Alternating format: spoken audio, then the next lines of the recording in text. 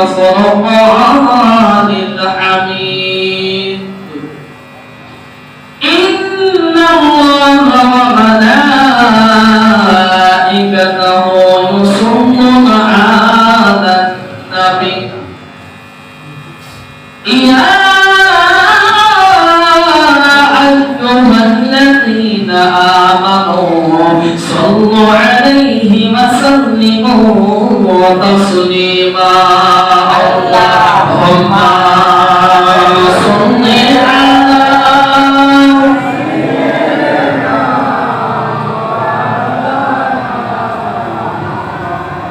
وعلى آل سيدنا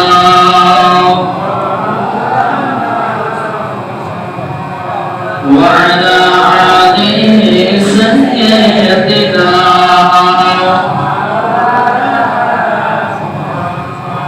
صلوا على محمد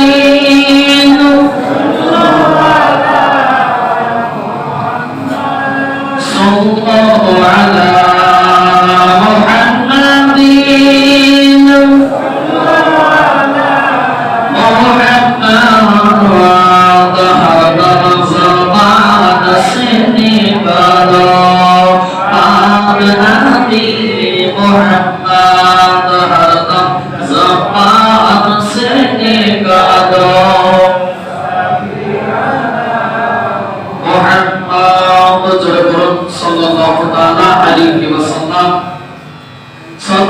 সমস্ত প্রশংসা বরকত বরকীর্তন বরভাদত শ্রীনিয়ন্তা মহান স্রষ্টা আল্লাহ তাআলার নিমিত্তে যে মহান রব্বুল আলামিন এক অদ্বিতীয় ওয়াহদাহু লা শারীক যে মহান রব্বুল আলামিন আল্লাহ তাআলার মনোবাচক নাম রহিম এবং রহমান যিনার অবতীর্ণ পরাগ গ্রন্থের নাম পবিত্র কোরআন সেই মহান রব্বুল আলামিন আল্লাহ তাআলার লক্ষ কোটি শুকরিয়া জ্ঞাপন করি যে মহান রব্বুল আলামিন আল্লাহ তাআলা আজকে এই পবিত্রতম জুমার দিনে আমাদের প্রত্যেককে মসজিদের মধ্যে উপস্থিত হওয়া এবং জুমআর নামাজ আদায় করার তৌফিক দান করেছেন সেই মহান রব্বুল আলামিন আল্লাহ তাআলার প্রশংসা করার পরে কোটি কোটি দরুদ ও সালাম শান্তির ধারা ও পারা বর্ষিত হয়ে অর্পিত হোক সেই মহান নবীর উপরে যিনি ইসলাম বিরোধী প্রেমের ছবি নূরুন নবী হযরত মা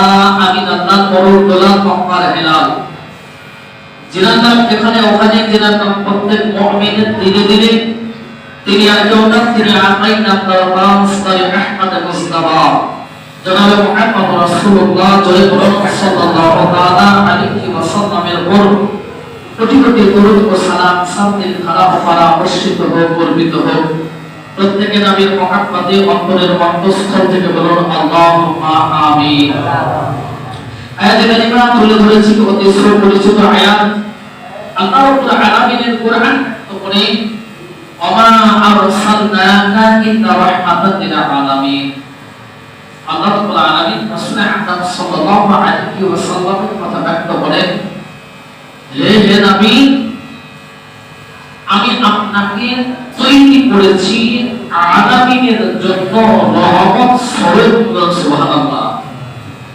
আরসালা ইউরসালু শব্দের অর্থ হলো প্রেরণ করা পাঠানো ওমা আরসালনাকা ইল্লা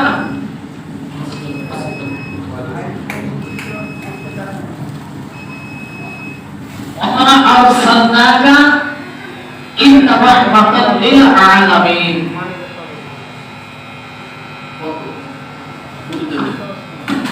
আল্লাহ রাব্বুল আলামিন কুরআনুল কারীমের মধ্যে ব্যক্ত করেছেন যে হে নবী আমি আপনাকে প্রেরণ করেছি পাঠিয়েছি আলামিনের জন্য সারা জাহানের জন্য বিশ্বের জন্য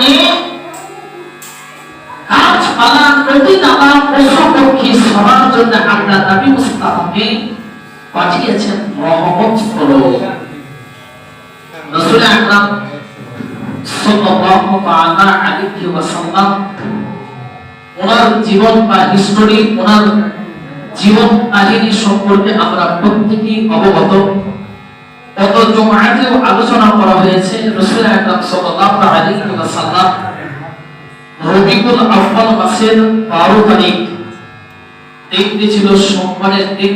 এই দিনে উনি জন্মগ্রহণ করেছেন। অর্থাৎ আমাদের সম্পর্কে আমাদের জীবনের যে স্টাইল, আমরা জীবন কিভাবে পরিবহন করব, কিভাবে ব্যবসা করব, কিভাবে সংসার করব, এই সম্পর্কে উনি প্র্যাকটিক্যালি আমাদের দেখিয়ে দিয়ে গেছেন। আমরা ঘটনা যেহেতু গত আপনার জুমআতে প্রাথমিক শুনেছি যে রাসূল সাল্লাল্লাহু আলাইহি ওয়াসাল্লামের আব্বাজান ব্যবসা করতে গেলেন, আসার সময় আবওয়া নামক জায়গাতে ওনার আপনার পেটের যন্ত্রণা প্রচন্ড হারে শুরু হওয়ার কারণে ওই জায়গা থেকে উনি আর বাড়ি ফিরে যেতে পারেননি এবং ওই জায়গাতেই ওনার আপনার ইন্তেকাল হয়ে যায়। রাসূল সাল্লাল্লাহু আলাইহি ওয়াসাল্লাম উনি তখন মাতৃগর্ভে প্রায় 4 মাসে। তারপরে ওনার আব্বাজানের ইন্তেকালের পরে রাসূল আকরাম সাল্লাল্লাহু আলাইহি ওয়াসাল্লাম দুনিয়ার বুকে আগমন ঘটলো। আগমন ঘটার পরে তৎকালীন আপনার একটা নিয়ম ছিল যে বাচ্চা যখন প্রসব হয় কোন একজন তাই ওই বাচ্চাকে নিয়ে যায় দুগ্ধ পান করায়। দুগ্ধ পান করে তার যেটা আপনার প্রতিদান স্বরূপ, তার যেটা আপনার মূল্য বা তার সেই ব্যক্তি বাচ্চা মানুষ করার কারণে যেটা আপনার পাথেয় সেটা আপনার গ্রহণ করে। রাসূল আকরাম সাল্লাল্লাহু আলাইহি ওয়াসাল্লামের জন্মের পরে তাইমারা অনেকেই এলো নবী মুস্তাফা সাল্লাল্লাহু আলাইহি ওয়াসাল্লামকে সুন্দর চেহারা দেখে কোলে তুলে নিল। কিন্তু যখনই শুনলো এই সন্তানের আব্বা দুনিয়ায় নেই, তখন তাইমারা মনে মনে ভাবলো এই বাচ্চাটাকে নিয়ে গেলে খুব একটা মোটা অঙ্কের অর্থ পাবো না। এই কারণে নবী মুস্তাফাকে কোলে ফিরিয়ে দিলেন। কোলে ফিরিয়ে দিলেন কখনো মা আমিনার কোলে, কখনো হযরত আব্দুল মুত্তালিব ওনার আপনার কোলে। তাফসীর কারণ ব্যক্ত করছেন এবং মুহাদ্দিসিনে কেরাম ব্যক্ত করছেন ওই তাইমারা নিয়ে যাননি এটা নয়, বরং আল্লাহ রাব্বুল আলামিন রাসূল আকরাম সাল্লাল্লাহু আলাইহি ওয়াসাল্লামের কাছে সবার কাছে পাঠাবেন না, বরং মা হালিমাতুস সাদিয়ার কাছে আল্লাহ নির্ধারণ করে দিয়েছেন কি নবী মুস্তাফাকে লালন পালন করবে হযরত হালিমাতুস সাদিয়া। এই কারণে উনি সবার শেষে একটা পাত্তা টুকরা ওট নিয়ে সবার শেষে মক্কাতুল মুকাররমায় প্রবেশ করলেন। বিরামা মুআদ্দাস সামাইন ইকরাম হযরত হালিমাতুস সাদিয়া রাদিয়াল্লাহু তাআলা আনহা যখন আপনার মক্কাতুল মুকাররমায় প্রবেশ করলেন, যখন প্রবেশ করলেন অন্যান্য তাইমাগণ আপনার আরো বাচ্চা সবাই নিয়ে যেন চলে যেতে আরম্ভ করেছেন, উনি তখন যেন আপনার মক্কাতুল মুকাররমায় প্রবেশ করলেন। বাচ্চা খুঁজতে খুঁজতে আমার নবী মুস্তাফার আপনার নিকটে পৌঁছালেন। হযরত হালিমা যেন আপনার আমার নবী মুস্তাফাকে দেখার পরে সুন্দর চেহারার শ্রেষ্ঠ তার সন্তান দেখিয়ে উনি নবী মুস্তাফাকে কোলে তুলে নিলেন। কিতাব বর্ণনা করে হযরত হালিমাতুস সাদিয়া যেমন নবী মুস্তাফাকে কোলে তুলে নিলেন আর কোলে তুলে নেওয়ার পরেই উনি নিজের শরীরের পরিবর্তন বুঝতে পারছেন। ওনার যেন স্থল দুগ্ধে যেন পরিপূর্ণ হয়ে গেল। জোরে বলুন সুবহানাল্লাহ। হযরত হালিমাতুস সাদিয়া রাদিয়াল্লাহু তাআলা আনহা ওনার একটা ছোট্ট বাচ্চা ছিল, উনি আপনার যখন মহান নবী দয়াল মুস্তাফাকে কোলে নিলেন তেমনি ওনার যেন স্থল দুগ্ধে আপনার পরিপূর্ণ হলো। হযরত হালিমাতুস সাদিয়া জানতে পারলেন এই বাচ্চার আব্বা দুনিয়ায় নাই, তবুও উনি মনে মনে চিন্তা করলেন বলে রব্বুল আলামিন আল্লাহ তো এই বাচ্চার আব্বা দুনিয়ায় থাকবা না থাকা, একে লালন পালন করার জন্য আমাকে অর্থ দেখবা না দেখবে, আমার আপনার মোটা অঙ্কের অর্থ আসুক বা না আসুক, তবুও এই বাচ্চাটা বাচ্চাটাকে আমি নিয়ে যাব আর একে আমি লালন পালন করব। ওবেলাদা মুহাদ্দিস সামাইনে কিরাম হযরত হালিমা তুসাদিয়া যেন আমার নবী দয়াল মুস্তাফাকে নিয়ে উনি যেন অস্থির উপরে আরোহণ করলেন। বেলাদা মুহাদ্দিস সামাইনে কিরাম আমার নবী দয়াল মুস্তাফা সাল্লাল্লাহু আলাইহি ওয়াসাল্লামকে যেমনই আপনার ওই অস্থির উপরে নিয়ে আরোহণ করলেন, পাতলা দুবলা উঠকানা আমার নবী দয়াল মুস্তাফাকে কোলে নিয়ে যেমনই আপনার উনি ওই অস্থির উপরে আরোহণ করলেন, ওই পাতলা দুবলা উঠকানা যেন মোটা তরতাজা হয়ে গেল। বলুন সুবহানাল্লাহ। হযরত হালিমা তুসাদিয়া আমার নবী দয়াল মুস্তাফাকে নিয়ে হাঁটতে লাগলেন যেন মন আপনার বহু পূর্বে অন্যান্য দাইমারা বাচ্চা নিয়ে চলে গেছে। সবার শেষে মক্কাতুল মুকাররমায় উনি আপনার ছিলেন আর সবার শেষে যেন উনি যেতে আছেন। ওদের আদার মুহাদ্দিস সাহাবায়ে কিরাম হযরত হালিমা তুসাদিয়া আমার নবী দয়াল মুস্তাফাকে নিয়ে সবার শেষে যখন মক্কাতুল মুকাররমা থেকে উনি আপনার বের হলেন আর আপনার মন এমনই তরতাজা শক্তিমান হলো, হযরত হালিমা তুসাদিয়ার মন এক এক করে ওভারটেক করতে করতে সবার আগে যেন উনি গন্তব্যস্থলে পৌঁছে গেলেন। বলুন সুবহানাল্লাহ। অন্যান্য ভাইরা বলতে লাগলো, ও হালিমা তুমি কি ওট পরিবর্তন করলে নাকি? হালিমা তুসাদিয়া বলেন না, আমি ওটের কোনো পরিবর্তন করিনি, বরং এই যে বাচ্চাটা আমি নিয়ে এসেছি এই বাচ্চাকে যেমনই আমি কোলে নিলাম আমারও বডির পরিবর্তন হলো, আমার উটের পরিবর্তন হলো। যদি আমার শরীরের আমার উটের পরিবর্তন হয় আপনার এই সন্তানের যাকে তোমরা অবহেলা করে দিতে এসেছিলে এই বাচ্চার ওসিলাই হয়েছে। বলুন সুবহানাল্লাহ।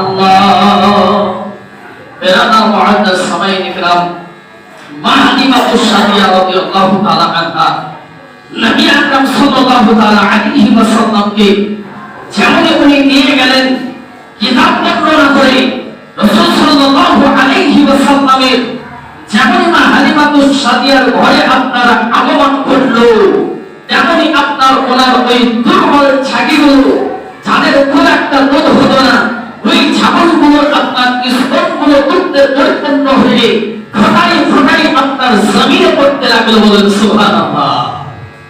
এবং আপনার আরো বর্ণনা করা হয় মা হালিমা তুসাদিয়া রাদিয়াল্লাহু তাআলা আনহা বর্ণনা করেন আমার বাড়িতে কোন সন্তান আপনার হচ্ছে কোন লাইট আপনার ছিল না, আমার বাড়িতে কোন প্রদীপ যখন জ্বলতো না তখনও কিন্তু আপনার পাড়া প্রতিবেশীর লোকেরা বলতো মা হালিমা তোমার ঘরে কি আপনার তেল বেশি হয়ে গেছে কি তুমি রাত্রে বেলায় আপনার প্রদীপ বা লাইট কি তুমি জ্বালিয়ে রাখো?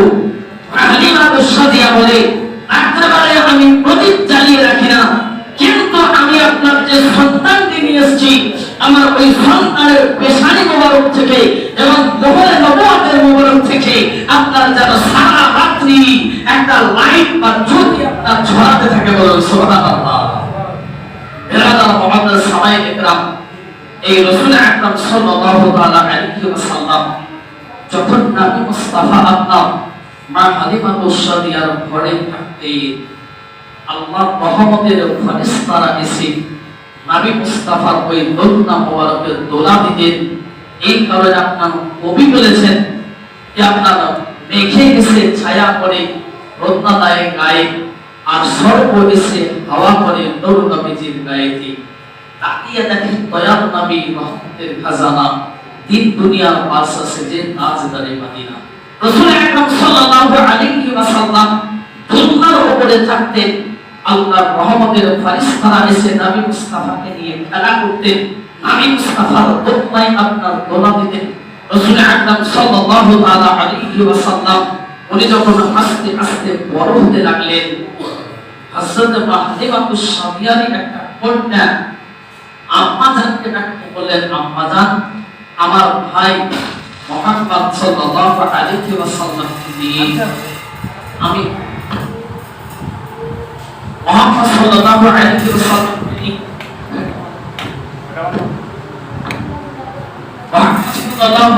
ওয়াসাল্লামকে নিয়ে আমি একটু মাঠের দিকে আমাদের ছাতিগুলো জড়াতে যাব, আমি সঙ্গে করে নিয়ে যাব।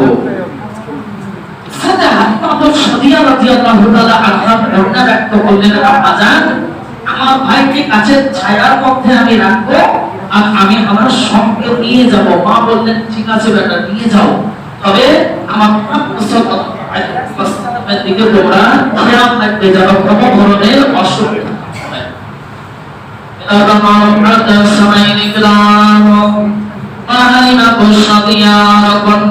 সঙ্গে করে নিলেন।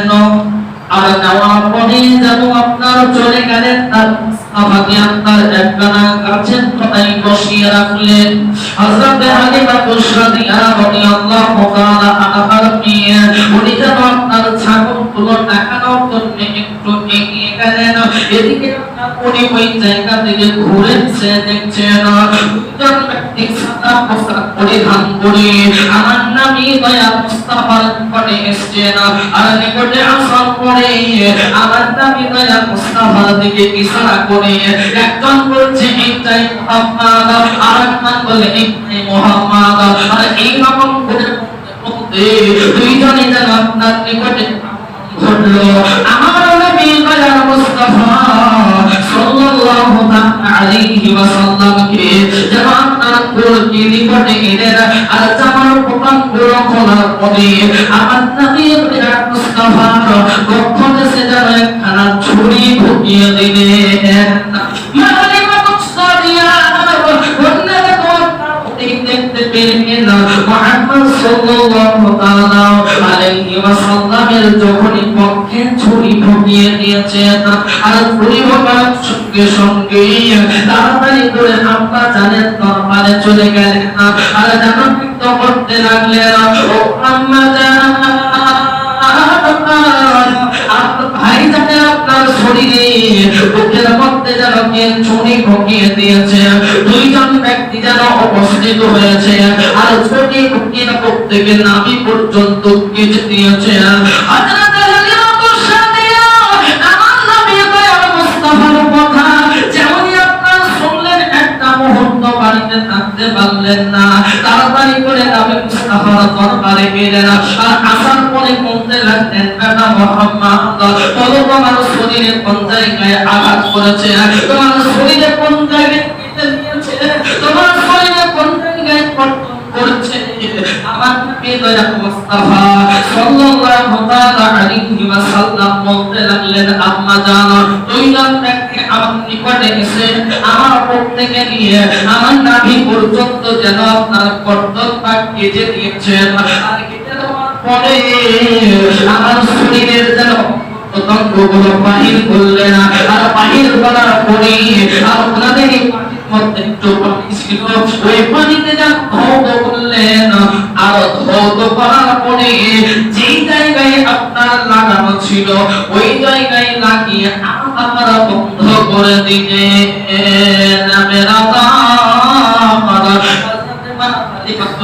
মেরা রাদিয়াল্লাহু তাআলা আনহা আমার নবী দয়ার মুস্তাফার কাছে জামার পতাকাগুলো খুলে দেখতে লাগলেন, কোথায় কেটেছে একটু দেখাও।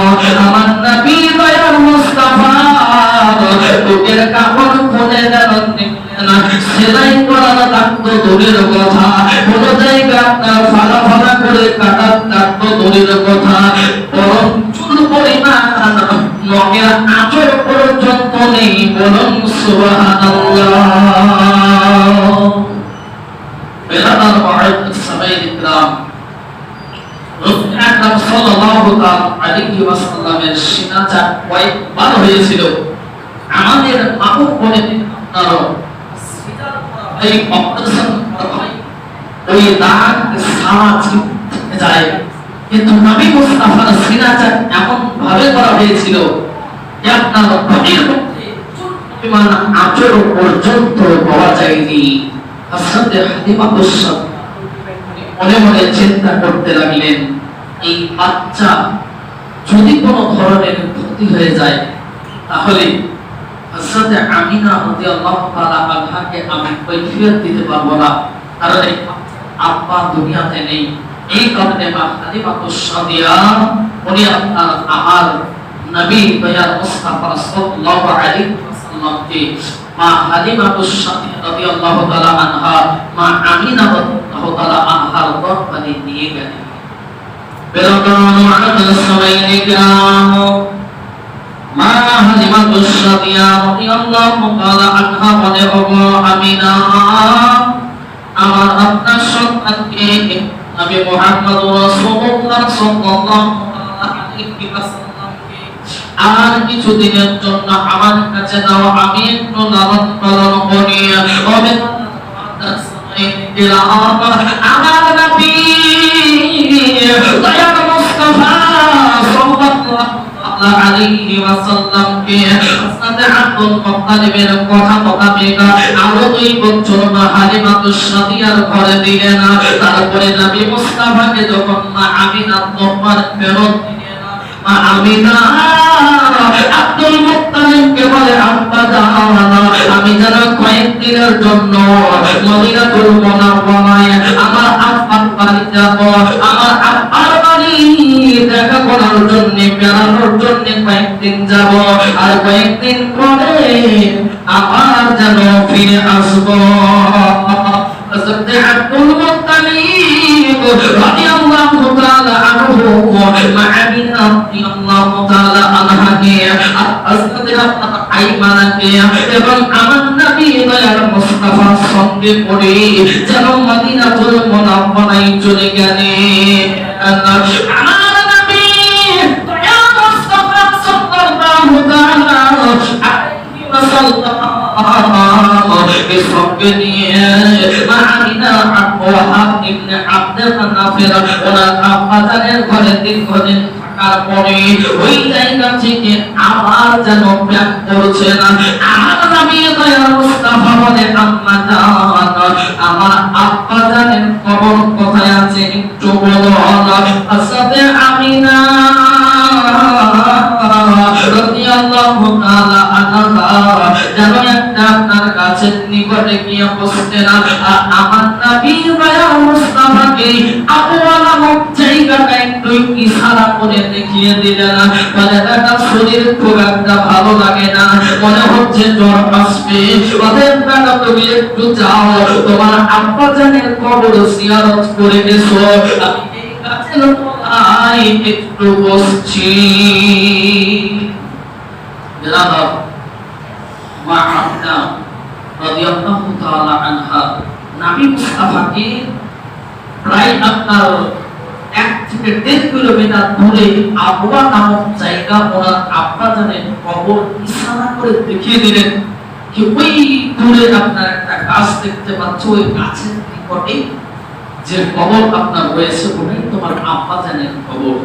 নবী মুস্তাফা গেলেন, ছোট্ট বাচ্চা আব্বাজানের কবরের কাছে গিয়ে ডাক দিচ্ছেন, আব্বা তুমি তো দেখা করতে যাওনি, আব্বা আমি তোমার লাল, তোমার সঙ্গে দেখা করতে এসেছি, আব্বা তুমি আমার সঙ্গে কথা বলো। আব্বাজানের কবরে ফরিয়াদ করছেন ছোট্ট বাচ্চা, দীর্ঘক্ষণ ধরে কান্না করছেন, অঝোর নয়নে চোখ দিয়ে পানি বয়ে যাচ্ছে। ফেরেশতাগণ দেখতে বলেন, ওগো আব্বুল আমিন, আল্লাহ তোমার হাবিবের আর কষ্ট দেখতে পাচ্ছি না, আল্লাহ তোমার হাবিব যেন আব্বাজানের জন্য কত হাওমাও করে কান্না করে। আমার রব্বুল আলামিন বলে, ওগো ফেরেশতা, আমার নবীকে আমি এই কান্নাতে আরেকটু আপনার দুঃখ দেব, আমার নবী যেন ডবল করে আর কষ্ট না পান। আমার নবী দয়াল মুস্তাফা আব্বাজানের জন্য কান্না করছেন, আর এদিকে আল্লাহ যেন অনর দিয়ে দিলেন, ওগো ইজরাইল, যাও যাও এই মুহূর্তে আমার নবীর আব্বাজান হযরত আমিনা রাদিয়াল্লাহু তাআলা আনহার জানখানা কবজ করে নাও। ও বেরাদা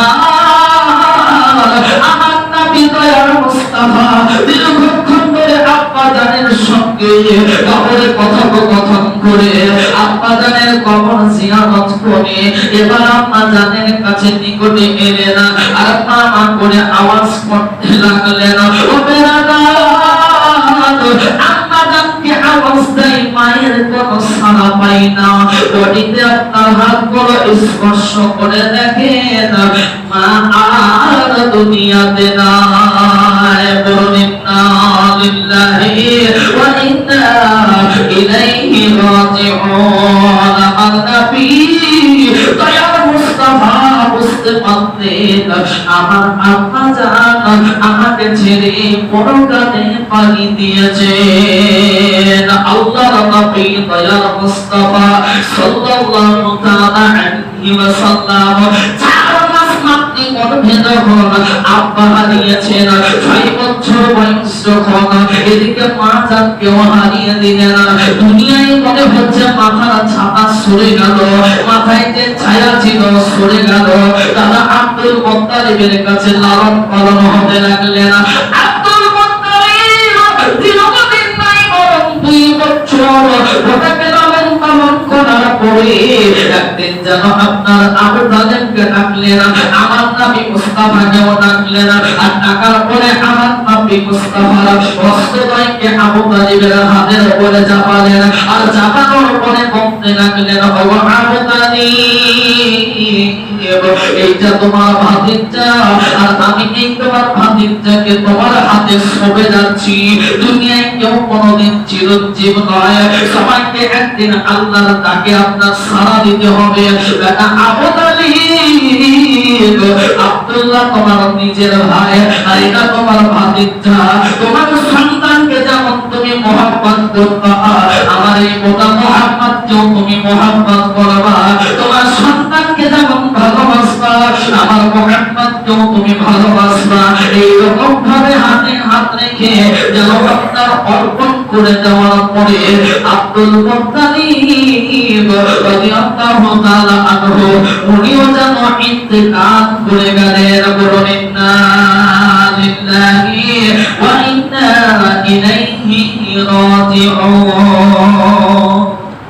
বেলামার মুআদ্দাস সামাইনি کرام, রাসূল আকরাম সাল্লাল্লাহু তাআলা আলাইহি ওয়াসাল্লাম আমরা তো এখনো পর্যন্ত বাবার চেহারা ইচ্ছা পোষণ করলে যে কোনো সময় দেখা করতে পারি। এমন অনেকেই আছে যারা বাপ হারিয়ে ফেলেছে, এমন অনেকেই আছে যারা বাপ আছে হয়তো মা হারিয়ে ফেলেছে, এমন অনেকেই আছে যারা বাপ মা দুটোই হারিয়ে ফেলেছে। আমার নবী দয়াল মুস্তাফা সাল্লাল্লাহু তাআলা আলাইহি ওয়াসাল্লাম মাত্র 6 বছর বয়সে বাপও হারিয়েছেন, মাও হারিয়েছেন। 8 বছর বয়সে তিনি খুব ভালোবাসতেন তারা আব্দুল মুত্তালিব। ওনারও ছায়া আসলে মাথা থেকে আপনার সরে গেল। পরবর্তীতে চাচা আবু তালিবের কাছে উনি লালন পালন হতে লাগলেন। যদিও জুমার দিন মস্তির বিষয়, এই কারণে আমি লম্বা আলোচনায় আর যাচ্ছি না। ইনশাআল্লাহ পরবর্তী ঘটনা পরবর্তী সময় আমরা পড়ব। রাসূল আকরাম সাল্লাল্লাহু তাআলা আলাইহি ওয়াসাল্লামের শুভ আকওয়াম বলতেছে আমরা অনেকেই তারা ওই ইচ্ছা পোষণ করি। যদি কেউ ওই ইচ্ছা পোষণ করে থাকেন 18 একটা রোজা এবং 19 অক্টোবর একটা রোজা আপনারা রাখবেন। অর্থাৎ সোমবারের দিন একটা রোজা হচ্ছে এবং মঙ্গলবারের দিন একটা রোজা হবে। আর এই আপনার 12 তারিখে রাসূল সাল্লাল্লাহু আলাইহি ওয়াসাল্লামের আগমনের দিনকে উদ্দেশ্য করে আমরা অবশ্যই বাড়িতে আপনার কোনো খাবার দ্রব্য তৈরি করে গরিব দুঃখী এতিমদেরকে খাওয়ানো, ফাতিহা নিয়াজ করানো এবং আপনার রোজা রাখা, বেশি বেশি করে নবী মুস্তাফার প্রতি দরুদ শরীফ পাঠ করা, এই সমস্ত কার্যগুলো আমরা সম্পাদন করব ইনশাআল্লাহ আজিজ। আমরা যে আপনার রাসূল সাল্লাল্লাহু আলাইহি ওয়াসাল্লামের মিলাদ আপনার পালন করি, এই মিলাদ পালন আল্লাহ রাব্বুল আলামিনের সুন্নাত। ফেরেশতা আপনার মণ্ডলী নবী মুস্তাফার মিলাদ পালন করেছেন, সাহাবায়ে কেরাম পালন করেছেন, হযরত ওমর ইবনে খাত্তাব রাদিয়াল্লাহু তাআলা আনহু পালন করেছেন, হযরত আবু বকর সিদ্দিক রাদিয়াল্লাহু তাআলা আনহু পালন করেছেন। এই মিলাদ উপলক্ষে আমরা রোজা রাখব এবং আমরা প্রত্যেকেই আপনার বেশি বেশি করে নবী মুস্তাফার প্রতি দরুদ শরীফ পাঠ করব। আল্লাহ প্রত্যেকে আরো বেশি বেশি করে নবী মুস্তাফার জীবন বা লাইফ স্টোরি প্রত্যেকে তার উপরে মানার তৌফিক দান করুন, বলেন আমিন। আমা আলাইনা ইন্নাল বালাগুল মুবিন। আসসালামু আলাইকুম ওয়া রাহমাতুল্লাহি ওয়া বারাকাতুহু।